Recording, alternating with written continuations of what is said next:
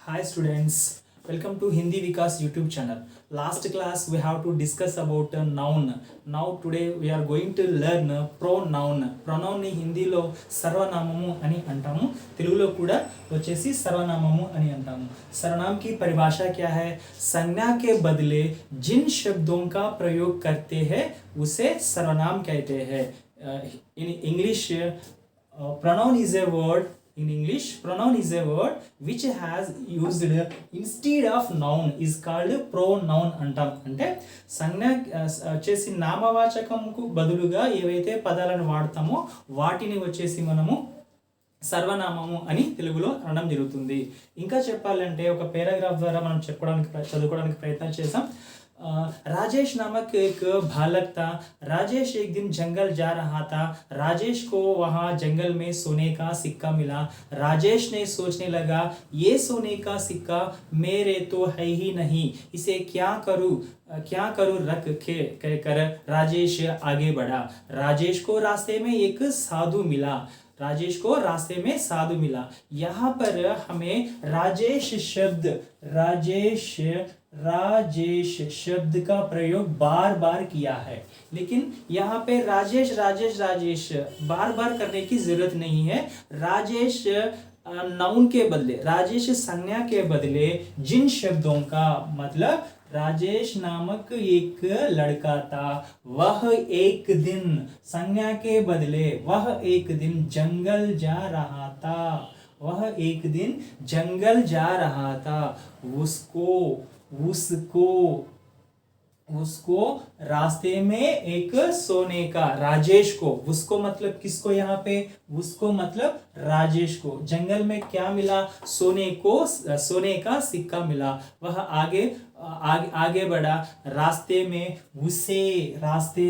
उसे एक साधु दिखाई दिया. यहाँ पे राजेश के बदले जिन शब्दों का प्रयोग हमने किया ये सभी क्या है? सर्वनाम है. यहाँ पे हमने लिखा कि उसको और उसे, ये कैसे बना है? वह प्लस को, उसको और उसे అని మనం వచ్చేసి అన్య పురుషవాచక చదివేటప్పుడు మనకి వచ్చేసి అది ఎలా వచ్చింది, వహ ప్లస్ కో ఎలా వచ్చింది క్లుప్తంగా మనం అక్కడ చదువుకుందాం. ఇదైతే మనకి సర్వనామం వచ్చేసి అంటే ఏంటి ఇక్కడ? pronoun is a word which have came instead of noun. అలా కాకుండా संज्ञा की पुनरुक्ति को रोकने के लिए, संज्ञा की पुनरुक्ति मतलब क्या है? बार बार आने की पद्धति या प्रवृत्ति को रोकने के लिए जिन शब्दों का प्रयोग करते हैं वो सर्वनाम कहते हैं. Just we have stopped the repetition of the noun. Repetition of the noun is called pronoun అని చదువుకుంటాం. అక్కడ మళ్ళీ వచ్చేసి నామవాచకం రాకుండా ఆ నామవాచకం ప్లేస్లో ఏదైతే మనము పదం వాడతామో వాటిని సర్వనామం అని అంటాము. సర్వనామం వచ్చేసి హిందీలో 6 రకాలుగా ఉంటుంది. వచ్చేసి ఇంగ్లీష్లో కూడా సర్వనామం వచ్చేసి చాలా రకాలుగా ఉన్నాయి. కానీ today we are going to focus only first pronoun, that is personal pronoun ని హిందీలో ఏమంటామంటే మనము उत्तम पुरुषवाचक सर्वनाम अंटाम. पर्सनल प्रोनाउंस अगेन यहाँ पे पुरुषवाचक सर्वनाम 3 प्रकार के होते हैं. पुरुषवाचक सर्वनाम 3 प्रकार होते हैं.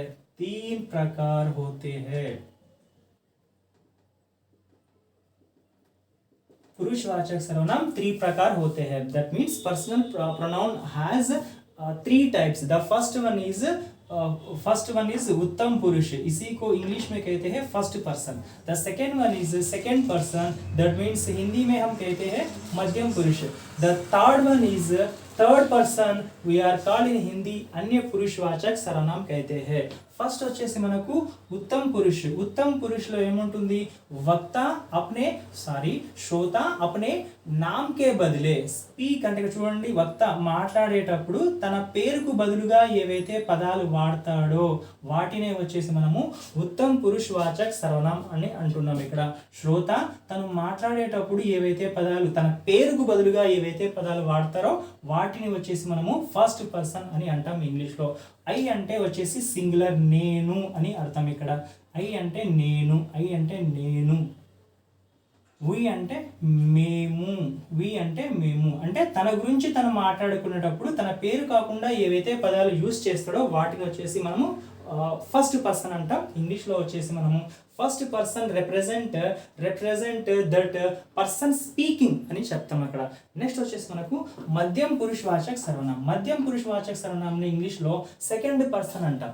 సెకండ్ పర్సన్ అంటే ఏంటి, సున్నే వాలోంకే నామ్కే ప్రతి శ్రోత అంటే ఒక వ్యక్తి మాట్లాడేటప్పుడు ఎవరైతే వినే వ్యక్తి పేరుకు బదులుగా, వింటున్నటువంటి వ్యక్తికి పేరుకు బదులుగా ఏవైతే పదాలు వాడతాడో వాటిని సెకండ్ పర్సన్ అంటాం. ఇక్కడ చూడండి, ఇతను వింటా ఉన్నాడు, వినేటువంటి వ్యక్తి ఇతను వింటున్నాడు, ఇంకొక అతను వచ్చేసి ఇతనికి చెప్తా ఉన్నాడు. అంటే తన పేరుకు బదులుగా ఏవైతే పదాలు వాడుతున్నారో వాటిని వచ్చేసి మనము సెకండ్ పర్సన్ అని అంటాం. సెకండ్ పర్సన్లో వచ్చేసి మనకు తు అని రాస్తాం. ఇక్కడ తు అంటే వచ్చేసి ఇంగ్లీష్లో యు అంటాం, తెలుగులో వచ్చేసి నీవు అని అంటాం. మళ్ళీ వచ్చేసి తుమ్ అనేటువంటి సెకండ్ పర్సన్ ఉంటుంది ఇక్కడ, ఇది కూడా వచ్చేసి సేమ్ యు అని రాస్తాం. వచ్చేసి ప్లూరల్గా కూడా కొన్ని సందర్భాల్లో రాస్తాం. వచ్చేసి నెక్స్ట్ ఆప్ అనేటువంటివి కూడా మనకి సెకండ్ పర్సన్కి అంతర్గత ఆతే. ఆప్ అంటే యు, ఆప్ అంటే కూడా యు అని రాస్తాం. కొన్ని పుస్తకాల్లో మనకి యువర్స్ అని కూడా రాస్తాం. దాన్ని తెలుగులో వచ్చేసి మీరు లేకుంటే తమరు అని రాస్తాం. నెక్స్ట్ వచ్చేసి మనకు అన్య పురుషవాచక సర్వనామం. అన్య పురుషవాచక సర్వనామాన్ని మనం వచ్చేసి ఇంగ్లీష్లో వచ్చేసి థర్డ్ పర్సన్ అంటాం. Third person represent to person or thing spoken about, जिस व्यक्ति और वस्तु के बारे में बात की जाती है, जिस व्यक्ति और वस्तु के बारे में बात की जाती है उसे अन्य पुरुषवाचक सर्वनाम कहते हैं. ये अन्य पुरुषवाचक सर्वनाम वस्तु भी हो सकता है या नहीं तो मनुष्य भी हो सकता है, कोई भी हो सकता है. यहाँ पे हम यह क्या है, यह मतलब దిస్, यह मतलब దిస్ లేకుంటే ఇట్ అని మనం చదువుకుంటాం. వచ్చేసి యహ్ అంటే దిస్, వచ్చేసి ఇట్ అని చదువుకుంటాం. నెక్స్ట్ వచ్చేసి ఏ మీన్స్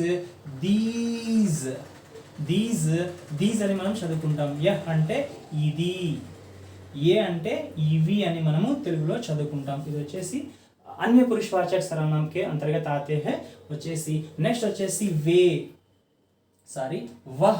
వహ్ అంటే అది, వహ్ అంటే అది, దట్, వహ్ అంటే అది, దట్ అని మనం రాస్తాం. తర్వాత వచ్చేసి వహ్ అంటే హీ అని కూడా రాయొచ్చు, లేకుంటే షీ అని కూడా రాయొచ్చు. తర్వాత ఇంకా వహ్కి బహువచనం రూపే ఇక్కడ వే అని రాస్తాం. వే అంటే దోస్ అని ఇంగ్లీష్లో రాస్తాం. ఇది వచ్చేసి మనకు అన్య పురుషవాచక్ సర్వనామం. ఇప్పుడు వచ్చేసి మనము క్లుప్తంగా ఉత్తమ్ పురుషవాచక్ గురించి చదువుకుందాం. ఉత్తమ్ పురుషవాచక్ సర్వనామం మీన్స్ ఫస్ట్ పర్సన్ అని చదువుకుంటాం. First person represent that person speaking అని చదువుకుంటాం. ఫస్ట్ పర్సన్లో ఏం చదువుకున్నాం మనం, వచ్చేసి మై అని చదువుకుంటాం. మై అంటే నేను, వచ్చేసి ఐ అని చదువుకుంటాం. ఐ అంటే నేను. మై కర్తా హూ, మై కర్తా హూ, మై కర్తా హూ. ఐ డూ అని చదువుకుంటాం. ఐ డూ నేను చేస్తాను, చేస్తున్నాను, లేకుంటే చేస్తాను, నేను చేస్తాను. మై కర్తా హూ. మై వచ్చిందంటే సెంటెన్స్ దేంతో ఎండ్ కావాలి, ఇక్కడ వచ్చేసి హూతో ఎండ్ కావాలి. ఎప్పుడు ఇది వచ్చేసి సెంటెన్స్ వచ్చేసి సింపుల్ ప్రజెంట్ టెన్స్లో ఉంటే మాత్రం హూలో ఎండ్ అవుతుంది, గుర్తుపెట్టుకుంటారు. the sentence which has simple present tense then only it started my end with who అని మనం చదువుకుంటాం. అదే వచ్చేసి మనకు దీన్ని మనము సామాన్య వర్తమాన్ కాల్ అని మనం ఇక్కడ చెప్పుకుంటాం. దీన్ని వచ్చేసి మనము భూతకాలం ఎలా చదువుతాం, మై కర్తాం అంటే మైనే కియా, ఐ డిడ్ అని చదువుతాం. వచ్చేసి సామాన్య సామాన్య భూతకాల్ అని మనం చదువుకుంటాం. నేను చేసేసాను, పని వచ్చేసి నేను చేసేసాను, ఐ డిడ్ వచ్చేసి డిడ్ అనేది మనకు V2 ఫాము, డూ అనేది మనకు V1 ఫామ్. దీన్ని మళ్ళీ మనం వచ్చేసి మై కరుంగా ఇది వచ్చేసి మనకు సింపుల్ ఫ్యూచర్ టెన్స్ పుంలింగ్లో ఉంది. సింపుల్ ఫ్యూచర్ టెన్స్ పుంలింగ్లో ఉంది. సామాన్య భవిష్యత్ కాల్లో ఉంది. మై కరుంగా, మై करूंगी. सामान्य भविष्यत काल स्त्रीलिंग रूप होता है. ये सामान्य भविष्यत काल स्त्रीलिंग रूप होती है. ये पुंलिंग रूप मैं करूंगा. सामान्य भविष्यत पुंलिंग होती है. इसी तरह मैं का बहुवचन रूप होगा हम. मैं का बहुवचन रूप क्या है? हम.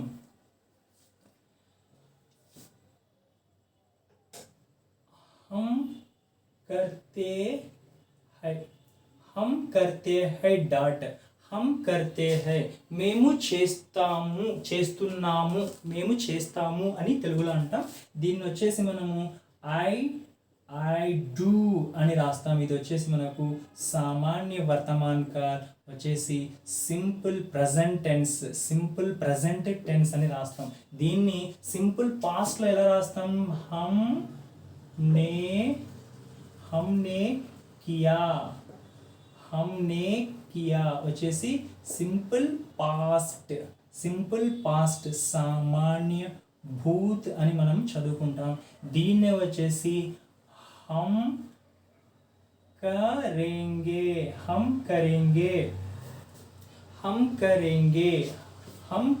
వచ్చేసి సామాన్య భవిష్యత్ కాల్. हम करेंगे सामान्य भविष्यत काल पुंलिंग. हम करेंगी सामान्य भविष्यत काल स्त्रीलिंग वर्ड. हम करेंगी. हमने किया मतलब వచ్చేసి హమ్ అంటే సారీ, ఇక్కడ వచ్చేసి వీ డూ అని మనం ఇక్కడ రాస్తాం. We do. ఇక్కడ హమ్నే కియా అంటే ఏంటి? వీ డిడ్ అని మనం రాస్తాం. ఇక్కడ భూతకాలంలో వచ్చేసి we will do అని రాస్తాం. ఇక్కడ వచ్చేసి సామాన్య భవిష్యత్తు కాలంలో వచ్చేసి సింపుల్ ఫ్యూచర్లో ఇలాగా మనము ఇంగ్లీష్లో రాస్తాం. ఇలాగ వచ్చేసి మనకు ఉత్తమ పురుషవాచక్ ఇలా మనము రాయగలగాలి. ఎగ్జామ్స్లో ఎలాగిచ్చినా కూడా మనము ఆన్సర్ చేయగలగాలి. ఓకే, లాస్ట్ వచ్చేసి మనకు ఈ డూ ఎప్పుడు రాయాలి అనేటువంటి అంశం గురించి చూసుకుందాం. For example I, you singular, you plural, we they. ఈ పదాలు వస్తే సింపుల్ ప్రెజెంట్ టెన్స్లో ఎలా రాస్తాం? ఐ డూ అని రాస్తాం. I do my work, you do your work singular, you do your work plural, we do our work plural, they do their work plural అని రాస్తాం. ఇదే వచ్చేసి మనకు సింపుల్ పాస్ట్లో రాయాలి అంటే డిడ్ అని రాస్తాం. I did my work, you did your work అంటే అయిపోయినట్టు. సింపుల్ పాస్ట్లో రాస్తే మనము డిడ్ అని రాస్తాం. సింపుల్ పాస్ట్ రాస్తాం. అదే వచ్చేసి సింపుల్ ఫ్యూచర్లో ఎలా రాస్తాం? I will do, you will do. ఇది వేరే ఇది వేరే వచ్చేసి ఇది వచ్చేసి simple present tense, simple past tense, simple future tense. ఇలాగ వచ్చేసి మనము రాస్తాం. వచ్చేసి ఉత్తమ పురుషుడు గురించి మనం చెప్పుకున్నాం. ఇది వచ్చేసి చాలా ఇంపార్టెంట్ టాపిక్ కాబట్టి వచ్చేసి నెక్స్ట్ క్లాస్లో మనము సెకండ్ పర్సన్ గురించి, థర్డ్ పర్సన్ గురించి నేర్చుకుంటాం. Thank you very much for watching.